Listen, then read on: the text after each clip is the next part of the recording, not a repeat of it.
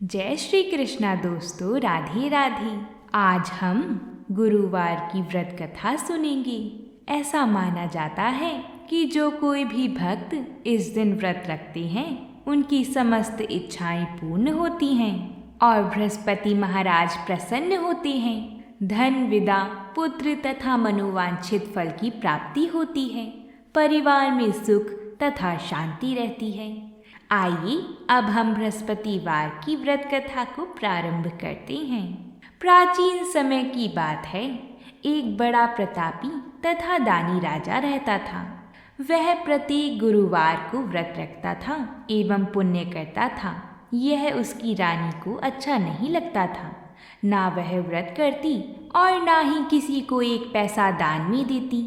राजा को भी ऐसा करने से मना किया करती थी। एक समय की बात है कि राजा शिकार खेलने वन को चले गए। घर पर रानी और दासी थी। उस समय गुरु बृहस्पति देव साधु का रूप धारण कर राजा के दरवाजे पर भिक्षा मांगने आए। साधु ने रानी से भिक्षा मांगी तो वो कहने लगी, हे साधु महाराज, मैं इस दान और पुण्य से तंग आ गई हूँ। आप कोई ऐसा उपाय बताएं जिससे ये सारा धन नष्ट हो जाए और मैं आराम से रह सकूं। साधु रूपी बृहस्पति देव ने कहा, तुम बड़ी विचित्र हो। संतान और धन से भी कोई दुखी होता है। अगर तुम्हारे पास धन अधिक है तो इसे शुभ कार्यों में लगाओ जिससे तुम्हारे दोनों लोग सुधरें। परंतु साधु की इन बातों से रानी खुश नहीं हुई। उसने कहा, मुझे ऐसे धन की आवश्यकता नहीं है जिसे मैं दान दूं तथा जिसको संभालने में ही मेरा सारा समय नष्ट हो जाए। साधु ने कहा, यदि तुम्हारी ऐसी इच्छा है तो जैसा मैं तुम्हें बताता हूँ तुम वैसा ही करना। बृहस्पतिवार के दिन तुम घर को गोबर से लीपना, अपने केशों को पीली मिट्टी से धोना, केशों को धोते समय स्नान करना, राजा से हजामत बनाने को कहना, भोजन में मांस मदिरा खाना, कपड़ा धोबी के यहाँ धुलने डालना। इस प्रकार 7 बृहस्पतिवार करने से तुम्हारा समस्त धन नष्ट हो जाएगा। इतना कहकर साधु बने बृहस्पति देव अंतर्ध्यान हो गए। साधु के कहे अनुसार करते हुए रानी को केवल 3 बृहस्पतिवार ही बीते थे कि उसकी समस्त धन संपत्ति नष्ट हो गई। भोजन के लिए भी परिवार तरसने लगा। एक दिन राजा रानी से बोला, हे रानी, तुम यहीं रहो, मैं दूसरे देश को जाता हूँ क्योंकि यहाँ पर मुझे सभी जानते हैं, इसलिए मैं कोई छोटा कार्य नहीं कर सकता। ऐसा कहकर राजा परदेश चला गया। वहाँ वह जंगल से लकड़ी काट कर लाता और शहर में बेचता। इस तरह वह अपना जीवन व्यतीत करने लगा। उधर राजा के बिना रानी और दासी दुखी रहने लगी। एक समय जब रानी और दासियों को 7 दिन बिना भोजन के रहना पड़ा तो रानी ने अपनी दासी से कहा, हे दासी, पास ही के नगर में मेरी बहन रहती है। वह बड़ी धनवान है, तो उसके पास जा और कुछ ले आ ताकि थोड़ा बहुत गुजर बसर हो जाए। दासी रानी की बहन के पास गई। उस दिन बृहस्पतिवार था। रानी की बहन उस समय बृहस्पतिवार की कथा सुन रही थी। दासी ने रानी की बहन को अपनी रानी का संदेश दिया, लेकिन रानी की बहन ने कोई उत्तर नहीं दिया। जब दासी को रानी की बहन से कोई उत्तर नहीं मिला तो वह बहुत दुखी हुई। उसे क्रोध भी आया। दासी ने वापस आकर रानी को सारी बात बता दी। सुनकर रानी ने अपने भाग्य को कोसा। उधर रानी की बहन ने सोचा कि मेरी बहन की दासी आई थी परंतु मैं उसे बोल नहीं पाई, इससे वह बहुत दुखी होगी। कथा सुनकर और पूजन समाप्त कर वह अपनी बहन के घर गई और कहने लगी, हे बहन, मैं बृहस्पतिवार का व्रत कर रही थी। तुम्हारी दासी गई परंतु जब तक कथा होती है तब तक ना उठते हैं और ना बोलते हैं, इसलिए मैं नहीं बोली। कहो दासी, क्यों गई थी? रानी बोली, बहन, हमारे घर अनाज नहीं था। ऐसा कहते कहते रानी की आंखें भर आई। उसने दासियों समेत भूखा रहने की बात भी अपनी बहन को बता दी।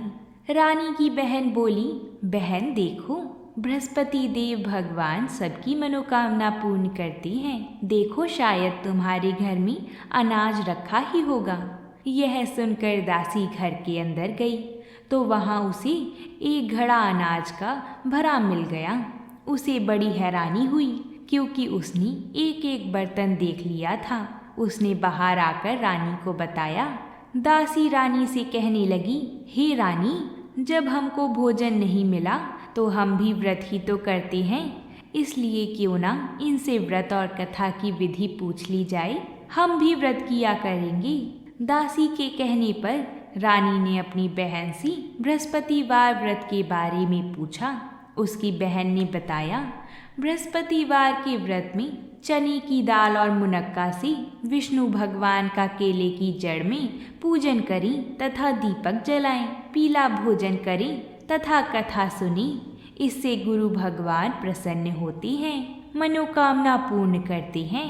व्रत और पूजन की विधि बताकर रानी की बहन अपने घर लौट आई।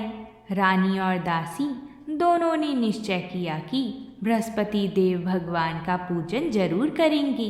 7 रोज बाद जब बृहस्पतिवार आया तो उन्होंने व्रत रखा। घुड़साल में जाकर चना और गुड़ बीन लाईं तथा उसकी दाल से केले की जड़ तथा विष्णु भगवान का पूजन किया। अब पीला भोजन कहाँ से आई? दोनों बड़ी दुखी हुईं, परंतु उन्होंने व्रत किया था, इसलिए बृहस्पति देव भगवान ने प्रसन्न होकर एक साधारण व्यक्ति के रूप में वह 2 थालियों में सुंदर पीला भोजन लेकर आई और दासी को देखकर बोली, हे दासी, यह भोजन तुम्हारे लिए और तुम्हारी रानी के लिए है, इसे तुम दोनों ग्रहण करना। दासी भोजन पाकर बहुत प्रसन्न हुई। उसने रानी को सारी बात बताई। उसके बाद से वह प्रत्येक बृहस्पतिवार को गुरु भगवान का व्रत और पूजन करने लगी। बृहस्पति भगवान की कृपा से उनके पास धन हो गया, परंतु रानी फिर पहले की तरह आलस्य करने लगी। तब दासी बोली, देखो रानी, तुम पहले भी इस प्रकार आलस्य करती थी। तुम्हें धन के रखने में कष्ट होता था, इस कारण सभी धन नष्ट हो गया।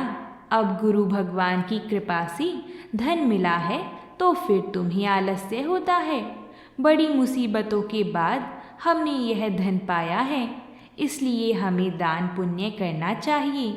अब तुम भूखे मनुष्य को भोजन कराओ, प्याऊ लगवाओ, ब्राह्मणों को दान दो, कुआं तालाब बावड़िया आदि का निर्माण करवाओ, मंदिर पाठशाला बनवाकर ज्ञान दान दो, कुंवारी कन्याओं का ब्याह करवाओ, अर्थात धन को शुभ कार्यों में खर्च करो, जिससे तुम्हारे कुल का यश बढ़े तथा स्वर्ग प्राप्त हो और पितृ प्रसन्न हो। दासी की बात मानकर रानी शुभ कर्म करने लगी। उसका यश फैलने लगा। एक दिन रानी और दासी आपस में विचार करने लगी कि ना जाने राजा किस दशा में होंगे। उनकी कोई खोज खबर भी नहीं है।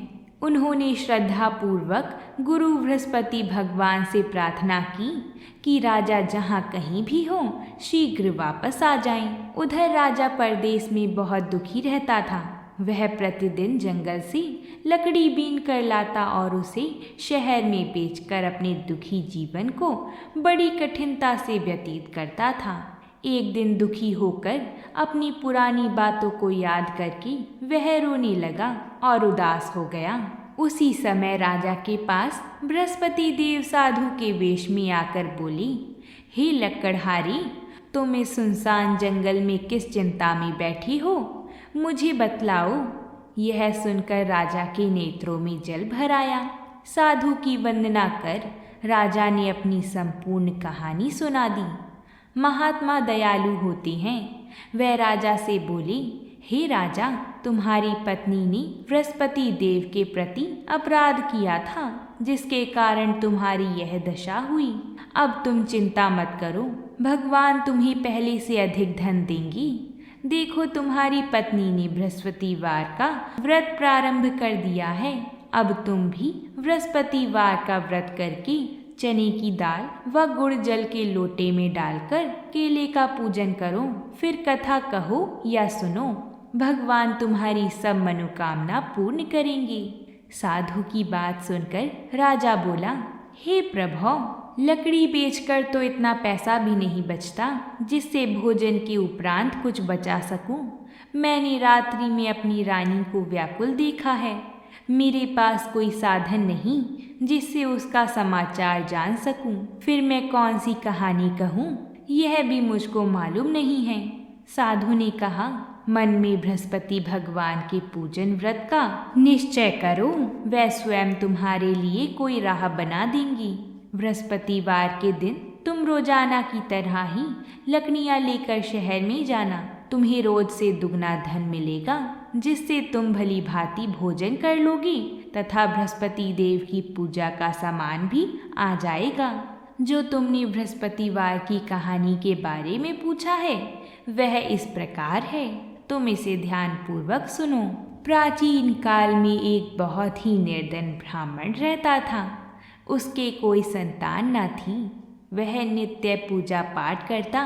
उसकी स्त्री ना स्नान करती और ना किसी देवता का पूजन करती। इस कारण ब्राह्मण देवता बहुत दुखी रहते थे। भगवान की कृपा से ब्राह्मण के यहाँ एक कन्या उत्पन्न हुई। कन्या बड़ी होने लगी। प्रातः स्नान करके वह भगवान विष्णु का जप करती थी। ऐसी ही वह बृहस्पतिवार का व्रत भी करने लगी। पूजा पाठ समाप्त करके पाठशाला जाती तो अपनी मुट्ठी में जौ भर के ले जाती और पाठशाला के मार्ग में डालती जाती। लौटते समय वही जौ स्वर्ण के हो जाती तो उनको बीन कर घर ले आती थी। एक दिन वह बालिका सूप में उन सोने के जौ को फटक कर साफ कर रही थी कि तभी उसकी माँ ने देख लिया और कहा कि हे बेटी, सोने के जौ को फटकने के लिए सोने का ही सूप होना चाहिए। दूसरे दिन गुरुवार था। कन्या ने व्रत रखा और बृहस्पति देव से सोने का सूप देने की प्रार्थना की। बृहस्पति देव ने उसकी प्रार्थना स्वीकार कर ली। रोजाना की तरह वह कन्या जौ फैलाती हुई पाठशाला से लौटकर जब वह जौ बीन रही थी तो बृहस्पति देव की कृपा से उसे सोने का सूप भी मिला। उसे वह घर ले आई और उससे जौ साफ करने लगी, परंतु उसकी माँ का वही ढंग रहा। एक दिन की बात है, कन्या सोने के सूप में जब जौ साफ कर रही थी उस समय नगर का राजकुमार वहाँ से निकला। कन्या के रूप और कार्य को देखकर वह उस पर मोहित हो गया। राजमहल आकर वह भोजन तथा जल त्याग कर उदास होकर लेट गया। राजा को जब राजकुमार की इस हालत का पता चला कि उसने अन्न जल त्याग दिया है तो राजा अपने मंत्रियों के साथ अपने पुत्र के पास गया और इस बात का कारण पूछा। राजकुमार ने राजा को उस लड़की के घर का पता भी बता दिया। मंत्री उस लड़की के घर गया। मंत्री ने ब्राह्मण के समक्ष राजा की ओर से निवेदन किया। कुछ ही दिन बाद ब्राह्मण की कन्या का विवाह राजकुमार के साथ संपन्न हो गया। कन्या के घर से जाते ही ब्राह्मण के घर में पहले की भांति गरीबी का निवास हो गया। एक दिन दुखी होकर ब्राह्मण अपनी पुत्री से मिलने गए। बेटी ने पिता की अवस्था को देखा और अपनी माँ का हाल पूछा। ब्राह्मण ने सभी हाल कह सुनाया।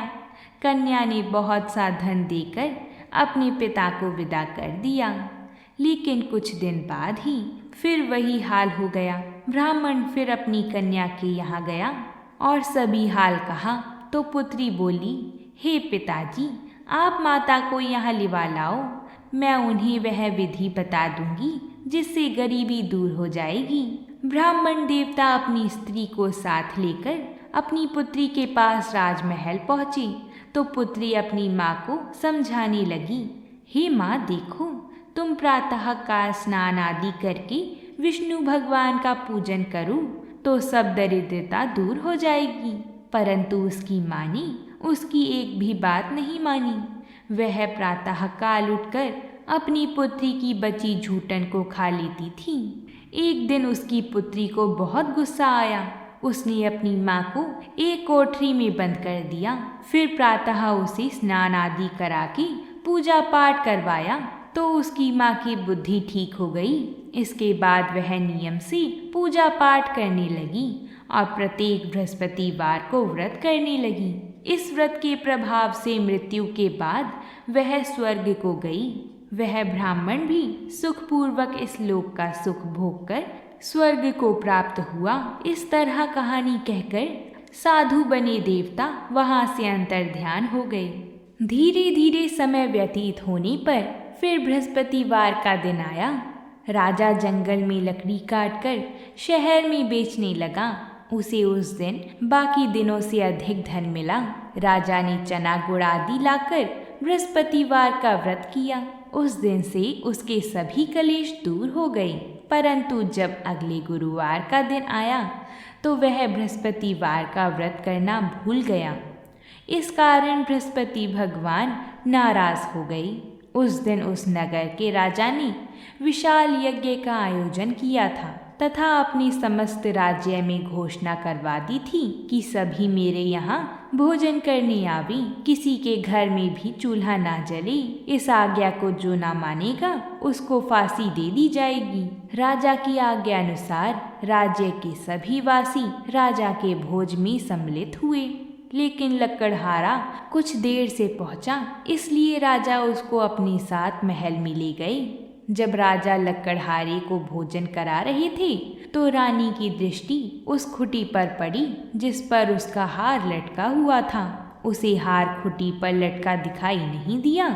रानी को निश्चय हो गया कि मेरा हार इस लकड़हारे ने चुरा लिया है। उसी समय सैनिक बुलवाकर उसको जेल में डलवा दिया गया। लकड़हारा जेल में विचार करने लगा कि ना जाने कौन सी पूर्व जन्म के कर्म से मुझे यह दुख प्राप्त हुआ है, और जंगल में मिले साधु को याद करने लगा। तत्काल बृहस्पति देव साधु के रूप में प्रकट हो गए और कहने लगी, अरे मूर्ख, तूने बृहस्पति देवता की कथा नहीं की, उसी कारण तुझे यह दुख प्राप्त हुआ है। अब चिंता मत कर। बृहस्पतिवार के दिन जेल खाने के दरवाजे पर तुझे 4 पैसे पड़े मिलेंगे। उनसे तू बृहस्पतिवार की पूजा करना तो तेरा सभी कष्ट दूर हो जाएगा। अगले बृहस्पतिवार के दिन उसे जेल के द्वार पर 4 पैसे मिले। राजा ने पूजा का सामान मंगवाकर कथा कही और प्रसाद बांटा। उसी रात्रि में बृहस्पति देव ने उस नगर के राजा को स्वप्न में कहा, हे राजा, तूने जिसे जेल में बंद किया है उसे कल छोड़ देना, वह निर्दोष है। राजा प्रातः काल उठा और खुटी पर हार टंगा देखकर लकड़हारे को बुलाकर क्षमा मांगी तथा राजा के योग्य सुंदर वस्त्र आभूषण भेंट कर उसे विदा किया। गुरुदेव की आज्ञा अनुसार राजा अपने नगर को चल दिया। राजा जब नगर के निकट पहुंचा तो उसे बड़ा ही आश्चर्य हुआ कि नगर में पहले से अधिक बाग, तालाब और कुएं तथा बहुत सी धर्मशालाएं, मंदिर आदि बने हुए हैं। राजा ने पूछा कि यह किसका बाग और धर्मशाला है? तब नगर के सब लोग कहने लगे कि यह सब हमारी रानी और दासी द्वारा बनवाए गए हैं। राजा को आश्चर्य हुआ और गुस्सा भी आया कि उसकी अनुपस्थिति में रानी के पास धन कहाँ से आया होगा। जब रानी ने यह खबर सुनी कि राजा आ रही हैं, तो उसने अपनी दासी से कहा, हे दासी, देखो तो जरा, राजा हमको कितनी बुरी हालत में छोड़ के गए थे। वह हमारी ऐसी हालत देखकर लौट ना जाएं, इसलिए तू दरवाजे पर खड़ी हो जा। रानी की आज्ञा अनुसार दासी दरवाजे पर खड़ी हो गई और जब राजा आए तो उन्हें अपने साथ महल में लिवा लाई। तब राजा ने क्रोध करके अपनी तलवार निकाली और पूछने लगा, बताओ यह धन तुम्हें कैसे प्राप्त हुआ है? तब रानी ने सारी कथा कह सुनाई। तब राजा ने निश्चय किया कि मैं रोजाना दिन में 3 बार कहानी कहा करूँगा और रोज व्रत किया करूँगा। अब हर समय राजा के दुपट्टे में चने की दाल बंधी रहती तथा दिन में 3 बार कथा कहता। एक रोज राजा ने विचार किया कि चलो अपनी बहन के यहाँ हो आऊं। इस तरह का निश्चय कर राजा घोड़े पर सवार होकर अपनी बहन के यहाँ चल दिया। मार्ग में उसने देखा कि कुछ आदमी एक मुर्दे को लिवा जा रहे हैं। उन्हें रोककर राजा कहने लगा, अरे भाइयों, मेरी बृहस्पतिवार की कथा सुन लो। वह बोले, लो, हमारा तो आदमी मर गया है, इनको अपनी कथा की पड़ी है। परंतु कुछ आदमी बोले, अच्छा कहो, हम तुम्हारी कथा भी सुनेंगे। तब राजा ने दाल निकाली और कथा कहनी शुरू कर दी। जब कथा आधी हुई तो मुर्दा हिलने लगा, और जब कथा समाप्त हुई तो राम राम करके वह मुर्दा खड़ा हो गया। राजा आगे बढ़ा, उसे चलते चलते शाम हो गई। आगे मार्ग में उसे एक किसान खेत में हल चलाता हुआ मिला। राजा ने उससे कथा सुनने का आग्रह किया, लेकिन वह नहीं माना। राजा आगे चल पड़ा। राजा के हटते ही बैल पछाड़ खाकर गिर गई तथा किसान के पेट में बहुत जोर से दर्द होने लगा। उसी समय किसान की माँ रोटी लेकर आई। उसने जब देखा तो अपने पुत्र से सब हाल पूछा। बेटे ने सभी हाल बता दिया। बुढ़िया दौड़ती दौड़ती उस घुड़सवार के पास पहुंची और उससे बोली, मैं तेरी कथा सुनूंगी, तू अपनी कथा मेरे खेत पर ही चलकर कहना। राजा ने लौटकर बुढ़िया के खेत पर जाकर कथा कही, जिसके सुनते ही बैल खड़ी हो गई तथा किसान के पेट का दर्द भी बंद हो गया। राजा अपनी बहन के घर जा पहुंचा। बहन ने भाई की खूब मेहमान नवाजी करी। दूसरे रोज प्रातःकाल राजा जागा तो वह देखने लगा कि यहाँ सब लोग भोजन कर रहे हैं। राजा ने अपनी बहन से जब पूछा, ऐसा कोई मनुष्य है जिसने भोजन नहीं किया हो, जो मेरी बृहस्पतिवार की कथा सुन ले? बहन बोली, हे भैया, यह देश ऐसा ही है। यहाँ लोग पहले भोजन करते हैं, बाद में कोई अन्य काम करते हैं। फिर वह कुम्हार के घर गई, जिसका लड़का बीमार था। उसे मालूम हुआ कि उसके यहाँ 3 दिन से किसी ने भी भोजन नहीं किया है। रानी ने अपने भाई की कथा सुनने के लिए कुम्हार से कहा। वह तैयार हो गया। राजा ने जाकर बृहस्पतिवार की कथा कही, जिसको सुनकर उसका लड़का ठीक हो गया। अब तो राजा की प्रशंसा होने लगी। एक दिन राजा ने अपनी बहन को कहा, हे बहन, मैं अब अपने घर जाऊंगा, तुम भी तैयार हो जाओ। राजा की बहन ने अपनी सास से अपने भाई के साथ जाने की आज्ञा मांगी तो सास बोली, हाँ चली जा, मगर अपने लड़के को मत ले जाना, क्योंकि तेरे भाई के कोई संतान नहीं है। बहन ने अपने भाई से कहा, हे भैया, मैं तो चलूंगी, मगर कोई बालक नहीं जाएगा। तब राजा अपनी बहन को भी छोड़कर दुखी मन से अपनी नगर को लौट आया। राजा ने अपनी रानी से सारी कथा बताई और बिना भोजन किए वह शैया पर लेट गया। रानी बोली, हे प्रभु, बृहस्पति देव ने हमें सब कुछ दिया है, वह हमें संतान अवश्य देंगे। उसी रात बृहस्पति देव ने राजा को स्वप्न में कहा, हे राजा, उठ जा और सभी सोच त्याग दे, तेरी रानी गर्भवती है। राजा को यह जानकर बड़ी खुशी हुई। 9वें महीने में रानी के गर्भ से एक सुंदर पुत्र पैदा हुआ। तब राजा बोला, हे रानी, स्त्री बिना भोजन के रह सकती है, परंतु बिना कहे नहीं रह सकती। जब मेरी बहन आएगी तो तुम उससे कुछ मत कहना। रानी ने हाँ कर दी। जब राजा की बहन ने यह शुभ समाचार सुना तो वह बहुत खुश हुई तथा बधाई लेकर अपने भाई के यहाँ आई। रानी ने तब उसे आने का उल्हाना दिया। जब भाई अपने साथ ला रहे थे तब टाल गई, उनके साथ ना आई और आज अपने आप ही भागी भागी बिना बुलाए आ गई।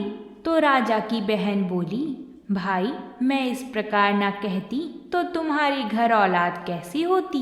बृहस्पति देव सभी कामनाएं पूर्ण करते हैं। जो सद्भावना पूर्वक बृहस्पतिवार का व्रत करता है एवं कथा पढ़ता है अथवा सुनता है और दूसरे को सुनाता है, बृहस्पति देव उसकी सभी मनोकामना पूर्ण करते हैं, उनकी सदैव रक्षा करते हैं।